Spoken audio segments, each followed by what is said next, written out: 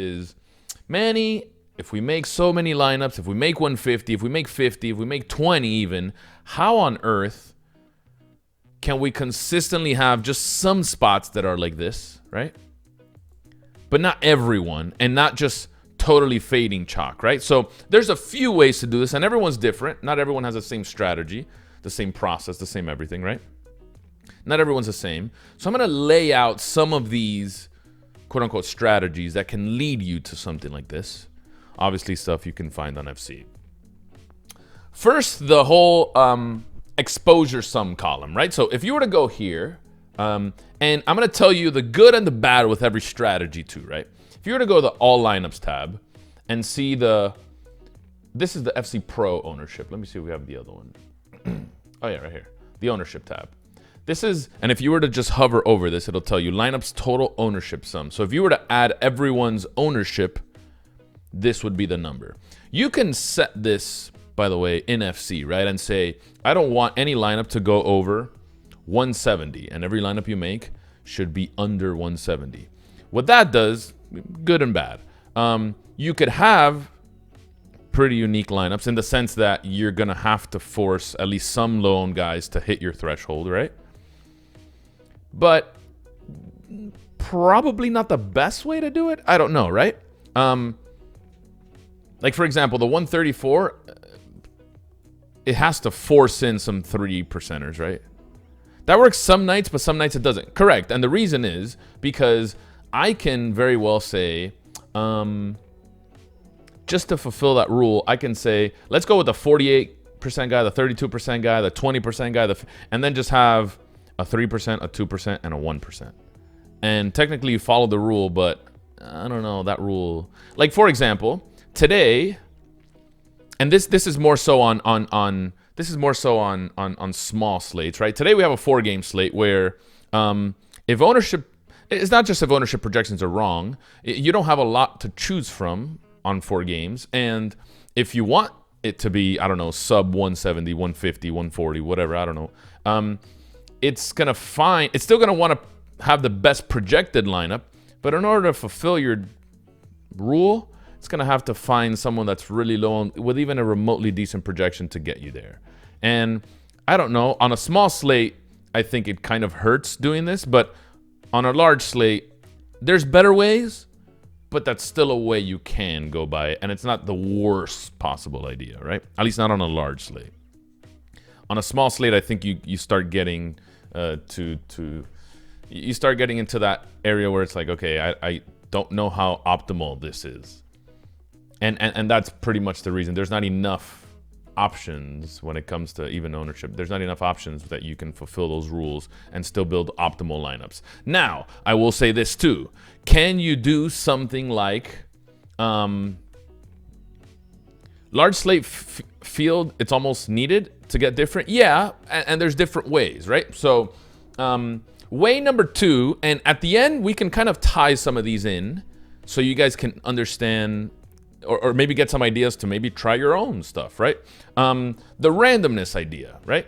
If you were to go to FCM, put in, I don't know, 20% randomness, 30% randomness, 40, 50, 60. I don't know. In some videos, people have talked about 100. Someone saw an Osimo video where he said 100% randomness. But if you do 100% randomness, you're going to probably run into some pretty suboptimal lineups, right? I mean, it's only logical that with 100% randomness, anywhere from like a 0 projection to like his double, like, you know what I mean? Like it's you're going to run into some bad lineups naturally. So the randomness one goes something like this, and this is a little bit better. We can take a look at his exposure specifically, right? With 100% randomness, you're probably not gonna start at 90 or 100%. You'll probably start at like, I don't know, 40, 50, 60 max, depending how good the play is, and you go down starting from there. But you're gonna have a lot more players used. Your range of projected lineups, like say your highest lineup is projected at 350, your lowest lineup is gonna be like 300. I don't know. I honestly have no idea. But if you set that minimum projection threshold on the lineup, you can maybe mess around with it and see what you come up with that way, right? Like, so the same thing, for example, if your highest projected lineup is a 350 lineup and you don't want anything to pass 330, right? So 20 projection point range, and then set randomness in there and let it go ham. That's probably a way you can do it. Do I think there's still better ways? Probably yes. But is that the worst way? Definitely not. That's definitely not the worst way. Definitely not the worst way. So there's many, many ways to do that, right? And obviously you can be the judge of what your range is, what your randomness is, all that stuff. Pet, yo, young Pet, what's up, man? You know, just going over another 100K in this Discord, man. Tough times out here, dude. So that's one way you can. And then the other way, which I think might be the best way, it's just, this is probably extremely difficult. Actually, there's two more ways. So let me do this. I think some of you in here mess with the Osmos boom bust projections of some sort, right? I don't know exactly what your calculations are doing any of those. But the whole, how often does he reach a target score versus the ownership or the ownership projection could lead you to some under-owned plays or some over-owned plays and guys that are candidates for a fade, right? I think that's a big one. I think it can vary because how many times you reach the target score depends on your actual projection first and where you're placing that standard deviation. And those two numbers can differ from site to site, from projection system to projection system. But that is a pretty good way. And then how you incorporate it into your lineups would then be your next challenge, right?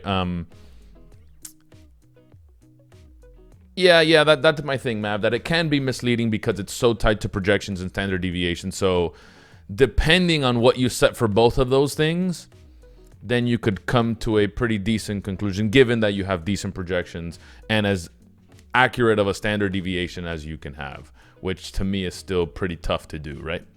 So that would be the other one, which I think is still cool. And then the last one is just you yourself making your own projections, which is what, by the way, every top player will recommend you. Just make your own projections, That can be tough, right? The whole default thing of how many minutes you're going to play, what your fantasy points per minute are, adjusted for matchup, is everyone's default starting point, right? What you use for your sample, whether you're just using 2019 numbers or 2019-2020 numbers, this season's numbers, or this season and last year's numbers, maybe, and then adjust that for matchup, minutes, everything. That, maybe you have a different stance on someone else, right? For example, when someone is out in Houston, Westbrook, Harden, whoever, what do you set the point per minute at for everyone else, right? And then the matchup, how do you factor in matchup? How heavy do you weigh in the matchup? How, how easy is the matchup? How much, all that stuff, right? And if you do it yourself, you're naturally going to be different than the field. It's only logical, right? It's only logical. I think Tobias Harris is a 1.1 fantasy point per minute guy, while you think he's 1.2. You think he's going to play 36 minutes. I think he's going to play 34. Those projections are different, right? And we know that because of salary and value and whatever, and everyone, if our projections are slightly different everywhere, we're naturally going to have different lineups because every little bit matters, right? And for me, it's if you can come up with something that works for you, whether that's the projection stuff and you are experienced making your own projections, fantastic. That's probably what I rank number one, right? How much Levert did he have? 20%. Should have had a little bit more. But so if I were to rank these, I'd say give me the make your own projections first, right? Make your own projections first. I'd say number 2, if you can do this correctly, if you have, say decent numbers you can use, I'd say target score, ownership, finding those low owned guys, and then factoring that into how you make your lineups, right? I think that would be my number 1 or number 2. Number 3 would be the set a minimum projection that your lineups should be and randomize. Where you want to put that randomness, I don't know. That's up to you guys. I have no idea. And then last, I'd put exposure sum, only because it's just, there's many things that can skew your lineups when just saying don't pass a certain ownership. I think there's so many things. I wouldn't say wrong. How do I put this? I wouldn't say that it's wrong. But you can definitely do things a little bit better. And although it's nice to see and nice to say, well, Manny, everyone here had under a 170. Everyone in the top 20 had an under 170 ownership sum or whatever.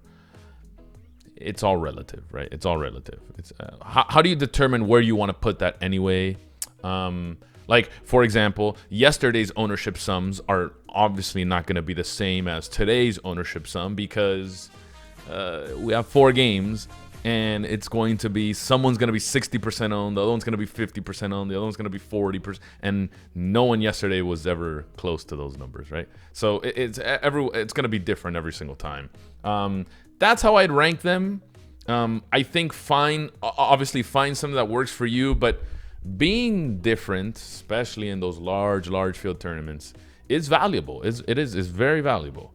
And obviously doing it the best way we can is for sure important, but there isn't one right way. There isn't one right way that works for everyone. Also, something to think about in doing some of these strategies, and Rusty, thank you for the 22 months, man. Thank you so much, dude.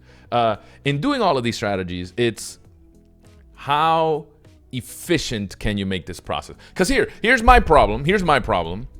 And if you're proficient in Excel, I'm sure there's ways to make this much faster, make everything much faster.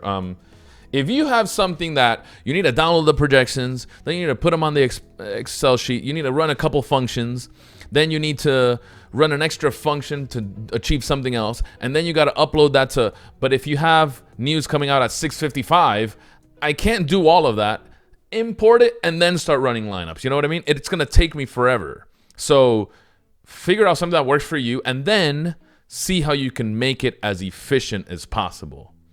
Tell me, and I'm pretty sure I'm speaking someone's language when I say you've tried one of these things, maybe all 4 of them, 3 of them, 2 of them, but one day you decided you wanted to try it, and at 6:53 something happened, and you could not do the whole process all over again, and then crunch in time. I'm 100% that's happened to people. I'm gonna try, standard deviation, yada yada yada yada. Dude, it's such a hassle sometimes in Excel that it's just like, I don't have time and there's 10 minutes left. YOLO, I'm just going to crunch normal. Tell me that doesn't happen all the time. I'm speaking someone's language. I'm 100% I am. You think you have this new secret sauce. Sounds like Devontae Graham and I. Exactly. You have this secret sauce, and at 6:53 it's like, but I got to do this all over? No. And you try, and you're just it's never going to work. So we talked about this a while back, right? RDR readers now. We talked about this a while back. Another thing in studying DFS, besides just statistics and all this stuff, is make your process efficient as well, too. Because that's, and don't even get me started if you need to do this on multiple sites, right? Don't even get me started on multiple sites, man. If you guys need to do the whole process in Excel for DraftKings and FanDuel, forget it. Don't even bother, right? Don't even bother. Just don't do it. You also need to find something, even if you're going to be mega uber contrarian. make it efficient as well too. Make it and fantasy draft and Yahoo and Super and all of them. You're playing all of them. You're the modern day brick binking every single site. You got to figure out how to do it extremely efficient.